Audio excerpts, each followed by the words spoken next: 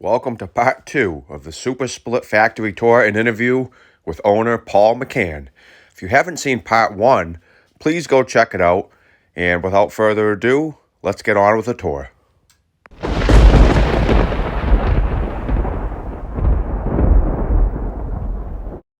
It sounds like it's a smaller operation than probably a lot of people realize. Right. When they see you guys online, they're probably picturing this huge factory and 50 workers, and they don't realize it's kind of a small family business. Yeah, we might have to ramp. That's where the automation comes in. I think we do have to ramp it up because I've probably got another 5 years in me at least. I hope, and then Connor's going to take over, and Yeah, it might be good though, because a lot of times new generations will have new ideas, and maybe he'll take it to the next level for you. well, he does a very good job on the SuperSplitter end of it. Yeah, I've talked to him on the phone a few times. Seems like a nice guy.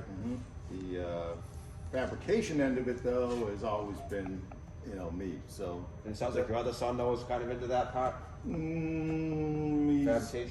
he might grow into it. It wasn't what he went to school for, but he's been doing it for a while, and he's a great worker. Maybe a daughter or a son-in-law will take interest. Yeah, they all got careers at this point, so yeah. Yeah. We could always sub it out. I don't know what that would do to the cost of things, Yeah. Plus, you don't want to lose your, any of your what you're known for. Now, as far as the tires and stuff, do you offer different tires? Like, if someone wanted to try to get one that was more road towable? Nope. Found out a long time ago that these don't tow well. We used to make it towable, but it was very low to the ground for stability reasons. Yeah, and then they complain about the table height. And you can't see it behind your pickup truck. Yeah, it's You hit a lightweight. pothole, it's airborne. It's like towing a cement mixer. So, Yeah, better off this trailer or putting it in your truck. And then the laws have changed, I think, regarding what makes it legal. Right, or make it cost to make them more, and then people complain about that. We really try to work with the KISS principle here. One other thing we did do though is we went to a plastic hood. Yep. For years they were fiberglass. Yep. And that was something, we also did that in-house. Yeah, I believe mine's fiberglass. It's like a 2011-ish model. So if you get a new hood, you'd have to move this cover nest up about a 1/4 inch towards the wedge, and you'd need to get a new rear guard, which is slightly larger because we took the opportunity to make the hood a little bigger. Because they were always kind of tight in the tolerance, especially with the 100-pound flywheels. They Now, are the flywheels transferable? Could someone get heavier flywheels for an older machine? well, then the hood would be a problem, depending upon the bearings. Yep. These are bolt-on bearings, which is the way they did them originally. When we bought the company, Frank had gone to they call ER. It was a bearing that he pressed into a ring, and he did that because he had to keep flywheels in closer so the hood would fit on. And so if you have, depends on how old your machine is, if you took a 75-pound machine and put a 90 or 100-pound flywheel on it, your hood would be rubbing against the side. So that's why that new plastic, it's a better deal just to go to a new plastic hood. If you're ever going to do it, even though you have to do a little fabrication work. Yeah. But other than that, the opinion's the same. Nothing has changed in any significant manner since day one. So that's kind of a hard line we have. We're not going to, even though thought of things, and some of my customers have said, "Oh, you should do this, you should do that." I said, yeah, that'd be a good idea, but then we'd have it's a two different models. domino effect. Yeah. Nice. Keeps it easy. Nice. All right. Let me show you this beauty. Speaking of towable, This is something that obviously the customer worked on, or just these are original towable wheels. We made the towable one, but the axle has been changed. You can see where he cut the original axle. Yep. And then welded it on this. Yep. So we did a nice job. This machine would go back into the 90s because it has a GFX sticker on it. The company was originally FXG for Francis Xavier Grading, and now my dad changed it to GFX. And then when I took it over, it became SuperSplitter. All right. But this is the original table, and they even looks like they've done a little bit of Yeah, this is what my table looks like. This wedge has been sharpened a billion times. Yep. It's probably a 1/2 inch narrower than or shorter than it used to Speaking be. of the wedge, have you ever had customers ask about taller wedges or four-way wedges? Yeah, quite a bit. As a matter of fact, online, somebody built one that he slips over. It's a four-way, but I would never recommend that because you add more resistance. So you're gonna stall the flywheels, which is, as I said earlier, the hardest thing this machine does is stop itself. It's designed to do that. It's not gonna, you know, as long as your mechanism is tight and all that, it's fine. This machine here, I don't know if this is bent, but this is the 1/2-inch cam lock pin that the cam lock pivots on when you lift this handle up. And there's 2 small bearings on each side. You can see where this is nice and shiny. So if those bearings start to go, and you get any wiggle at all in this thing, then your engagement's gonna have some up and down play. Right. And that's when, you know, you can eventually wear your teeth down if you don't keep the engagement tight. There's an easy check for that too. This machine, we haven't gone through it yet. Oh, good, it did engage. So you pull it out all the way, you engage it. I don't want to get my hands too dirty, but then you grab your rack here and see if you can work it up and down at all. And if you have any play in your teeth, then that gives you an indication that you've got a worn pinion or possibly a cam lock issue. So it tells you that you have to at least find out what that is and fix it. But you can be rest assured that the last 2 teeth in your rack here is going to be as good as new, no matter how old it is, because there's no pressure on it at that point. The log's already split. So it's a good check to see if your engagement is proper. Yeah, I see what you mean about the hitch height. You need a pretty tall vehicle to tow it with a hitch like that. Well, that was the original, it was designed for cars, so that was the original hitch, or something similar to it anyhow. I think you're probably better off, like you said, with the foot going down and tow hitch being on the ground. Yeah, I was gonna say the only thing that I know that could tow something that high is my truck, and that has a high hitch in the first place, and it has a 4-inch lift kit on it, and even then, that'd probably still sit a little low. Yeah. They tow this around. Yeah. Like I say, a lot of people have, you know, stopped towing it, you know, tried towing them, and they, like I said, they don't tow well. Yeah, the lower hitch would also be better for not hitting your legs and stuff if you want to move around the machine more. So, Yeah. nice. Take a look at this guy anymore. This might be the exception. Somebody That looks like it's been well used. jury-rigged this thing. Cam lock is still the cam lock, but he's got a much bigger pin and his own custom bushing in there. The rubber bumpers have been replaced with something else, and I don't know what the heck he's come up with this pusher.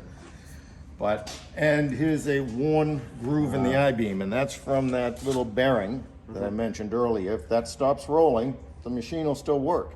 Sooner or later, it's gonna start grooving the I-beam out. I have seen those cages and bearings actually worn right in half. Wow. And still, you know, they might have to throw it back with their hand to help it, but it will still operate. So this one's he's gonna get a new frame. He says the engine runs. We don't work on engines, but we'll take everything off this that still works, like the wheels, and I think he replaced his main bearings, it looked like, so we'll use them again. So you're gonna replace the I-beam and the wedge and all that kind of stuff? Yeah, this is a wedge that I'm sure works, but you know, it's taller, a lot more surface area for the wood to grab onto, so that makes the machine. Yeah, I've thought about taller wedges. They would be nice in a way because a lot of pieces you just miss the strings, but then you have a hand pinch area. Yeah, what I would recommend, and I've seen this from a customer, is he took like a very small wedge and welded it on top and set it back. So if you have strings that didn't, you know, get done, then that will take care of that without adding resistance to the split. I wonder if you could also do like, you know, cap a couple holes and put some 3/8 bolts or something. I'd probably snap off. Yeah, they wouldn't A lot last of for long, pressure. I don't think, yeah. Find that one piece of wood that doesn't want to go, so. Well, the one thing I would not do is a four-way. You're splitting perfect wood. Yeah. And some people, you know, one fella actually takes it off a processor, and it comes off pretty small. He starts with small wood to begin with, so he wants to make real small kindling with it. So we put 2 wedges side by side, slightly angled on his machine. So that way he kind of doubles his production with it. But that's an unusual situation. Even with the SE, you don't think you would recommend the 4-way with the extra power? Because then again, you're gonna stall the flywheels more often. So you're stopping those flywheels on a dime. The cam lock, the rack and pinion want to separate. the rack wants to come off that pinion and the cam lock's holding it down. So you just give the machine, you know, more, I don't want to use wear and tear because, you know, I've got machines with 20,000 cord on them, they're still running. Yep. It's, as I said, the checking the quality of your engagement between the rack gear and the pinion gear is key. And if you do that and check your cam lock once in a while, there's no telling how long these things will last. But if you don't do that, it's a pinion that's, see, that's what happens to them if you let it get there. Yeah. And I have no idea if this mechanism is in its proper location. If it's a little high, you're not going to get the proper engagement. So when about did you say this machine was made? Yeah, I noticed there's not really a sticker on Yeah, it. pretty high. Sometimes by the tail tube. No, it's got a 45-degree bend. So we started doing that, or I think Frank started doing that back in the 80s, but for the longest time he cut them square, and then he would weld a little piece on the end for the rack coming out. Yeah, Frank was very thrifty. 3 inches of tail tube, you get one more tail tube out of the 24-foot piece, then he only had enough on there for the engine to mount, and then he added a little piece. But we just stumbled across, I can't remember who did that, but if you cut it at 45, you get that extra 3 inches. So, Yeah. without losing any yield. So how many super splits you think are out there? Any idea? I kind of, certainly 10,000. I got a feeling it might be, you know, closer to 15. It's got to be somewhere in there. I notice you hardly ever see them show up for sale used. So it tells you how good of machines they are. Yep. If you do see them, they're like this machine. Well, that's just it. Kind Yeah. of past the point of usable. I jokingly say the only thing that can kill a super splitter is an employee. You know, they're in the, they originally were sold to guys in the tree business because of the speed. That's what they love. And those guys can be pretty tough on equipment. Oh yeah. But now, since the internet came along, we're probably 50% commercial and 50% residential. So those people, you know, we have machines that one guy called me up and said, I've had mine for 30 years and I finally wore something out. I said, what do you need? A new hat. I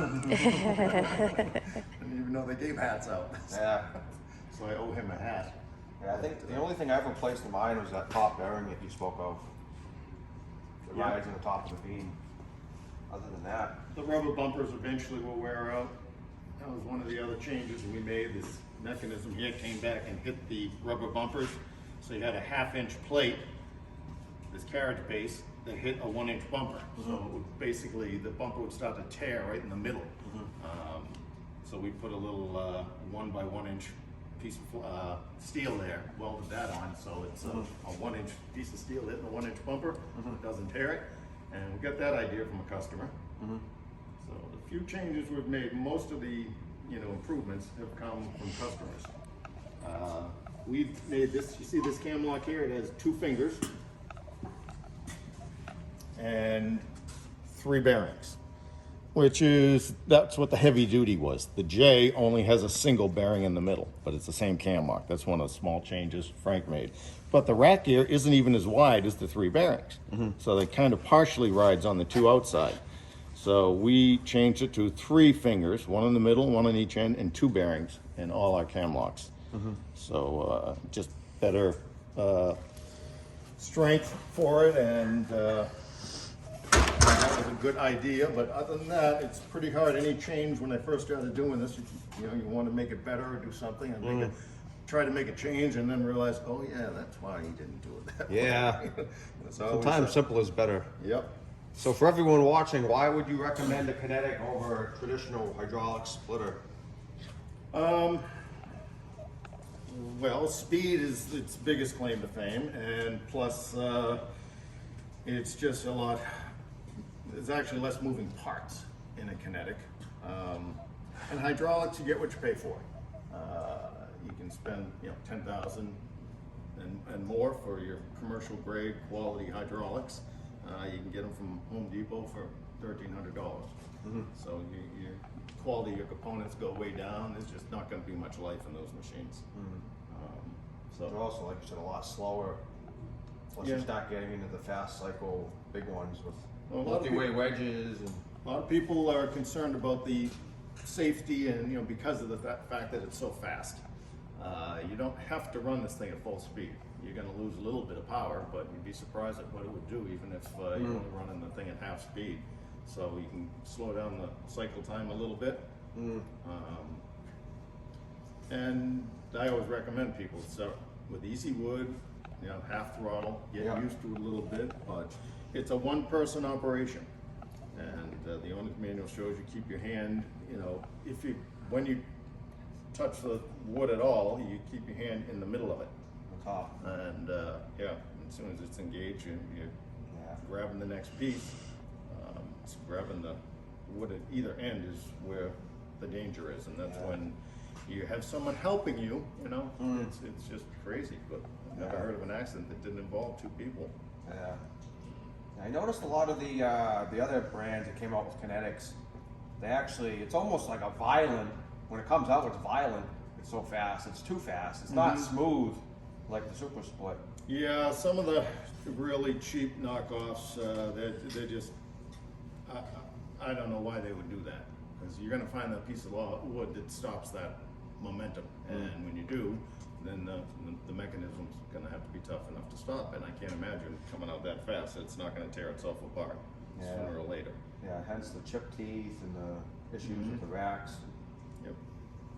Well, we saw a lot of people their second Kinetic. Yeah, I can't tell you how many people I've seen on forums say, I wish I had just went with the SuperSplit, like you said. Lesson learned. Yeah, well, it's been a blessing. When the first one I saw was a fellow who had them made over in China, and brought them over by the truckload, and he did 2 truckloads, and then it fell apart. But those, did not. They were very similar to the machine that we built, as far as we almost cloned it. Was that a fellow up in New Hampshire? Yeah, he was an English guy. I can't remember his name, but he just did 2 trailer, the Wood Wolf. The Wood Wolf. Yeah, I think he lived in New Hampshire. Yeah. So I started to worry that we're gonna lose. No, the ones I saw of his, they were much lower to the ground. They had tiny tires. I think he had a hard time keeping up with orders, from what I recall. Yeah, that's. I couldn't imagine what you'd be like now. If, that's one thing that we have been blessed with, is that we do everything in house, everything possible. So that's why we've been able to handle the supply chain stuff as well as we have. Which I wish we could have these things lined up on the floor, but that's always been a bit of a struggle for us. And as the demand now is gone through the roof, we're pedaling as fast as we can. Our lead time right now is about 12 weeks. And even that's, it's assuming nothing goes wrong in the next 12 weeks. But we've been that way for over a year now, and I'm trying to shorten it, but. So if someone called and ordered a machine today, it's about a 12-week turnaround. So they see their machine. I used to, my line was 2 weeks. I never want anyone to wait more than 2 weeks. And Connor and I went at it a couple of times, because I always say people always do that. Now that he's doing it, he's not. But it's not from lack of effort. Right. Yeah, it's just things that are out of your control. Yeah. Well, also the demand is, not used to selling as many as we do. Have you ever considered going, big scale and having a bigger building with more employees? And Well, if I took it over when I was younger, because when I took it over, it was still struggling. Because we had, now all the competition was coming along, and I was running another business, so I didn't have the time to, I would weld these things at night. And my brother-in-law was the assembler, and my dad was helping, was there too, but as he got older, he wasn't too much help. So it was, and I had 5 little kids, so it was pretty hectic. If I had to do it all over again, maybe I would have, but I didn't know it would be this busy now. yeah, That's where automation, I hope, will come in with CNC machines and robots and stuff. The welding robot has been, a game changer for me. Because I'd hire someone, teach them how to weld these things, and 6 months later, is just tired of welding the same frame over and over again. So constantly going through welders. Robots there every day. It's been working out well. I would imagine that the Kinetic has a lot less parts and it's a lot less maintenance, so it's just easier for people in general. Yeah. I like to say this is the only moving part for the most part. I mean, the ram goes up and back and forth, but you have roller bearings on there, but the only real moving part is this cam lock. Yeah, I know people love to compare these to, you know, hydraulics, but like you said, to get a hydraulic that's going to be as fast as one of these, you really need to spend So we gotta get out. 8 to 10 grand. Mm-hmm.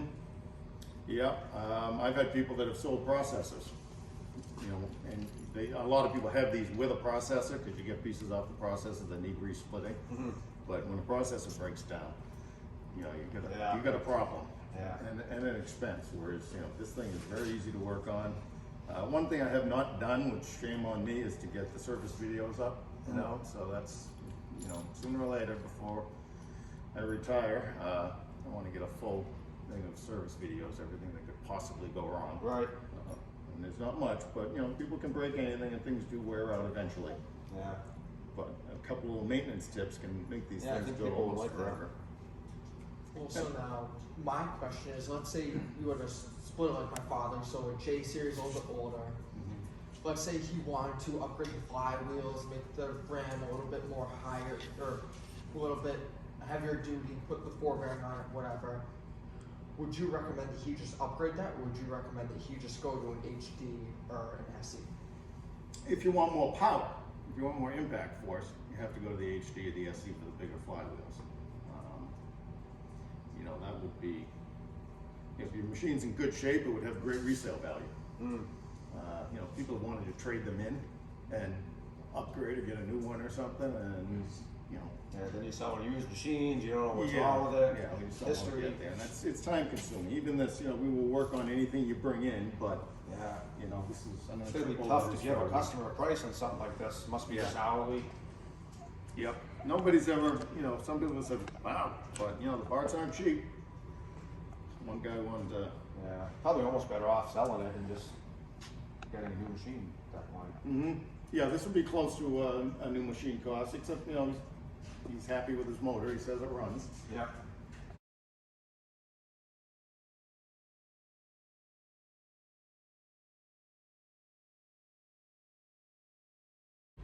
So the other thing I wanted to ask you about, Paul, was I've read that you can take the gasoline engines off and put an electric motor in its place. Someone wanted to convert it to electricity and just to use it indoors. Yeah. To do that, you would need a different base plate. So you have to get an electric base plate. The pulley is a different size than the one on the gas, so you need a different belt as well. But other than that, And that's a conversion kit that you sell? well, some people like to have both options. Yeah. So they have to, you leave the plate on whatever motor. You know, you have the universal plate on the gas motor because it's easy to take the motor on and off with the plate on it. Yeah. You don't want to try to take the motor off the plate while it's in place. You just can't get your wrenches in there. The electrics work great. There's only, you can't throttle it down though. So the downside to the electric is if you hit that piece of wood that's tough enough to stall the flywheels, the electric motor is going to get dragged to a halt.